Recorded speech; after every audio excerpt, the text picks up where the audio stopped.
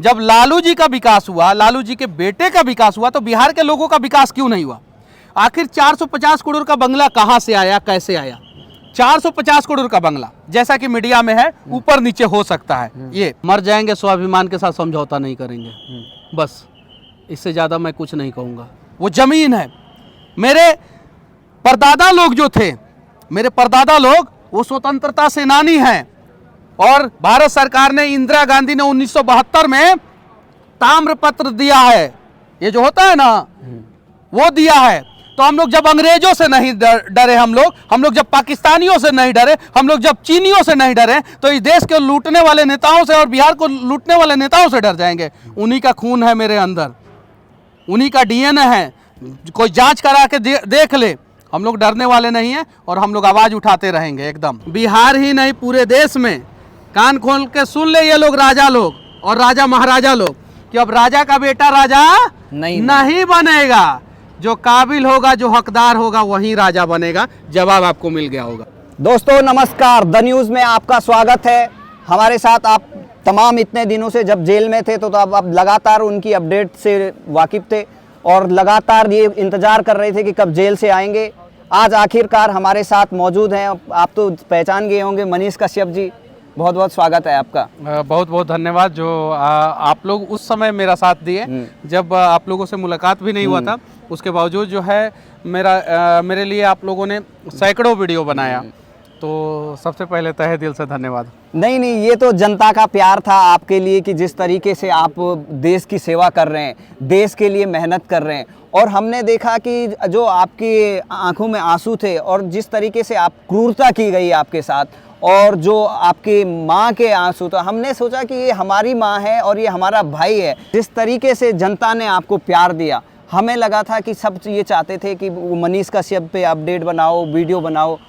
कैसा लग रहा है जेल से बाहर आके? देखिए, जेल से जब मैं बाहर निकला तो मुझे उम्मीद नहीं था कि इतनी माँ जो है मुझे प्यार देगी। मतलब सिर्फ मेरी माँ नहीं, बहुत सारी माँ जो है मुझे प्यार देती हैं। और जो लोग जो है मेरे आलोचक थे, मेरे विरोधी थे, उन लोगों को भी लगा कि नहीं, मनीष कश्यप के साथ आज गलत हुआ है, कल हमारे साथ भी हो सकता था। तो जो विरोधी भी थे, उनमें से ज़्यादातर लोग जो है वो सपोर्ट में खड़े हो गए, समर्थन में खड़े हो गए। और जिस सरकार को लगा था कि अब एक यूट्यूबर है, अदना सा यूट्यूबर है, छोटा सा यूट्यूबर है, इसको तो जेल में डाल के जो है हम लोग सुधार देंगे, सही कर देंगे, और इसको भी जो है हम लोग जो है दलाल पत्रकार बना देंगे। लेकिन उन्हें पता नहीं था कि आपके जैसे अनेकों भाई जो है, मैं जेल के अंदर था और मेरी आवाज़ बन के आप लोगों ने मेरी बातों को लोगों तक पहुंचाया, और इस वजह से मैं जब जेल से निकला तो बहुत सारा प्यार मिला और मैं लगातार अपने काम पे लग गया फिर से। वो तो आपकी मेहनत है और आपका जिस तरीके से देश के प्रति प्यार है, जनता के प्रति प्यार है, वो अभी हम देख रहे हैं कि किस तरीके से जनता आपसे मिलने के लिए आतुर है। तो क्या लग रहा है कि किस तरीके से जो देखा है कि आपने तमिलनाडु की सरकार ने आप पे एनएसए लगाया, स्टालिन तमाम ऐसे बयान देते हैं कि वो तो सनातन को मिटाने की बात करते हैं, और एक ऐसी जो तमाम मीडिया ने भी दिखाया। मैं आपसे कहना चाहता हूँ कि मैंने कुछ गलत नहीं किया था और ना ही मैंने गलत खबर दिखाया था। लेकिन जरा सोचिए कि अगर गलत खबर दिखाया होता तो ये मेरे साथ क्या करते। और इंसान है, इंसानों से गलती होती है। अगर कोई पत्रकार मैंने नहीं दिखाया था, मैं फिर से कंडेम करना चाहता हूँ, मैंने कोई गलत खबर नहीं दिखाया था। अगर पत्रकार से गलती से कुछ गलती हो जाता है तो क्या उसके ऊपर एनएसए लगाया जाएगा? अगर पत्रकार से गलती से कुछ गलती हो जाता है, उसके ऊपर एनएसए लगा के जेल में डाल दिया जाता है या उसके ऊपर मुकदमे कर दिया जाता है, तो दिन रात झूठ बोलने वाले नेताओं के साथ क्या होना चाहिए, जो चुनावी भाषण में हमेशा जो है जनता को ठगते हैं, उनके साथ क्या होना चाहिए और उन पे क्या लगना चाहिए? ह्यूमन है, ह्यूमन नेचर है, इंसान से गलती हो सकता है। अगर ये लोग मेरे ऊपर एनएसए लगा के और अपने आप को सही ठहरा देते तो कल आपको पत्रकारिता करने नहीं देते, आपको भी जो है उनके बाजारों में बिकना पड़ता। लेकिन ये लोग गलत साबित हुए क्योंकि आप लोग मेरे साथ खड़े थे, और इसलिए आज जो है, अब जो है और भविष्य में जो है, कोई पत्रकार जो है इनके सामने बिकेगा नहीं, झुकेगा नहीं। तो जिस तरीके से मनीष कश्यप जी बता रहे हैं, लेकिन अभी एक बड़ी चर्चा है कि अभी आपके घर पे मनोज तिवारी जी आए थे, आपने सभा भी की। एक बाजार में बड़ी चर्चा है कि आप राजनीति में भी कदम रख सकते हैं। क्या लगता है इस बड़े सवाल पर, क्योंकि जनता बहुत जब मनोज तिवारी जी आए थे तो ये चर्चा का विषय बना और सब लोगों ने कवरेज किया। जब मेरे घर का कुर्की हुआ वो चर्चा का विषय क्यों नहीं बना?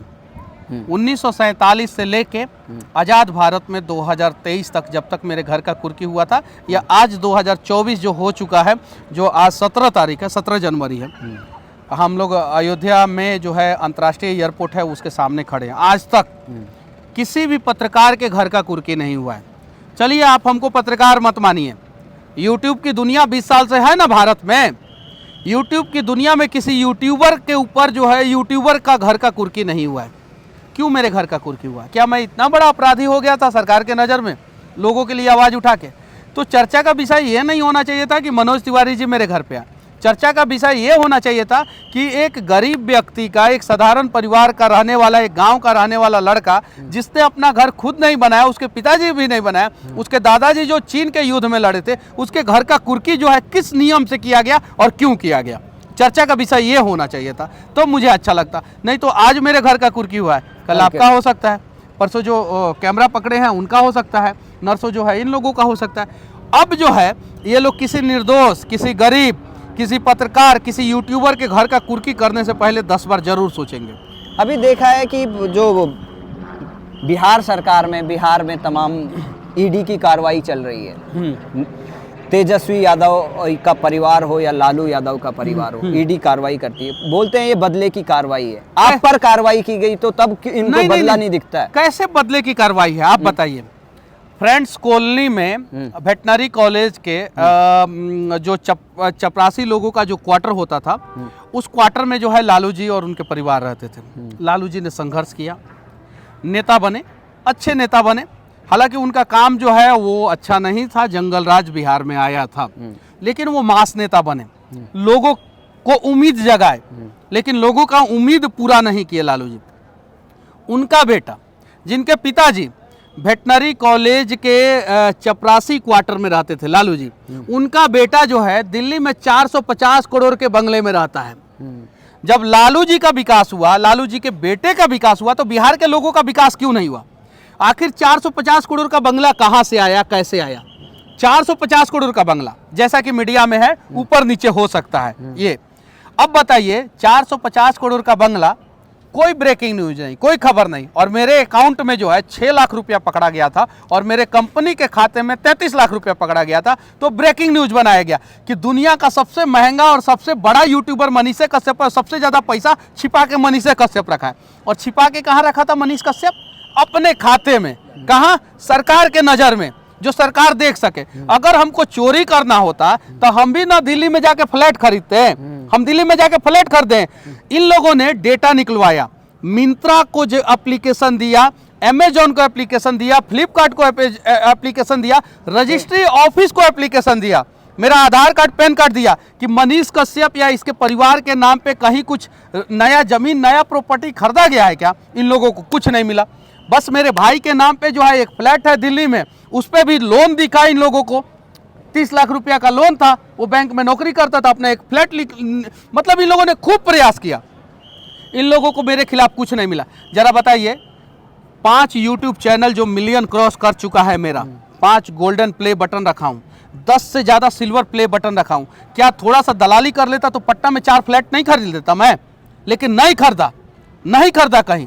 और ये लोग बोलते हैं क्या कि अरे 33 लाख रुपया पकड़ा गया। अरे पकड़ा नहीं गया, वो सरकार के खाते में रखा था। और कमाल की बात यह है कि बिहार का पहला यूट्यूबर हूं, सरकार को बुला के मुझे सम्मानित करना चाहिए, जो सरकार को 30 लाख रुपया टैक्स दिया।